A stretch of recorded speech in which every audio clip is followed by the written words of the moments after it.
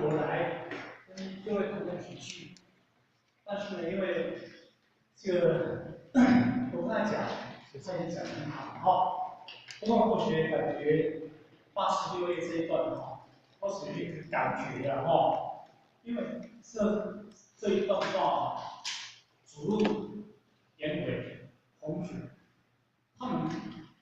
这讲三个意见哈，讲三个意见。那主路呢，他在讲表象的物质，他在讲表象物质的意见。如果在以我们佛学来讲，它是在讲有，然后有东西，因为都是你物质的东西嘛，你付出来的这个分享嘛，那颜渊呢，他在讲心灵的意境，心灵的意境，如果在佛学来讲，他是在讲空，他讲空，因为佛学它就好像须菩提，须菩提他讲空的这种意境，但是空与有都是两边法，你执空之有是两边法。那讲到孔老夫子，他讲到空有不二的道学，他空，因为他讲什么呢？老者安之，朋友信之，少者安之。他是老者安之，他懂得，就好像当时在佛祖在须菩提不是我们意识我在社会，我其数极孤独也。孤独长者，他一辈子，他都是在做一个牺牲奉献的。他虽然知道说老人老来，他一定要有一个对老人这么的一个关怀，我们不是依嘴巴讲的，依嘴巴讲的，他是对老人真的很关心，而他建设我们现在整个老人院，那孤独孤就是孤儿院，老就是老人，就是孤独独孤孤儿，所以他建设这两个东西，也是老来他建设孤儿老人他建设老人院，他年轻没有爸爸妈妈来照顾，他就建立一个孤儿院，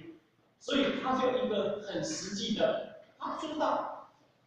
对社会的付出不是一嘴巴讲的，不是用嘴巴讲的。所以当我们孔老夫子，他就跟他们两位讲，他说：“老者安之，虽然老来了，我们知道老年人，你要有一个你要敬老，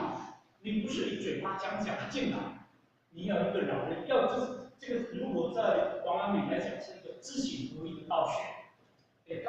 刚才我们阿和他所讲的知，他知不行，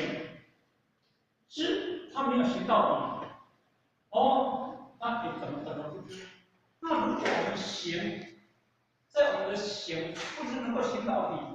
那在佛法里讲，它是个实相。所以或许感觉这三段主路以颜渊以孔子，他们在佛学讲，就是以孔老夫子讲说空有无的道学，因为空在宇宙，不在空中。你知道这个事情，你要真的以很实际的去做，不只是我知道，那你知道你的心境是这么心境，如果你没有去行，当然也没有办法显露你的心境到哪个地方。所以这个是在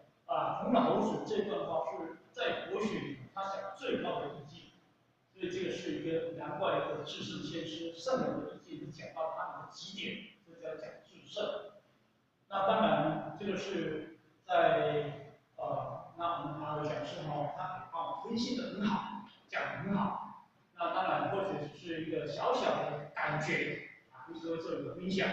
时间也超过5分钟了这次各位生意外事情好，谢谢各位。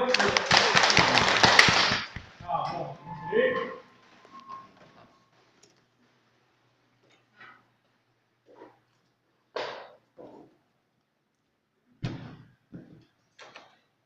感谢两人慈悲，浅道鞠躬，坤道鞠躬。一般向无极老母行30公里，浅道一躬，再躬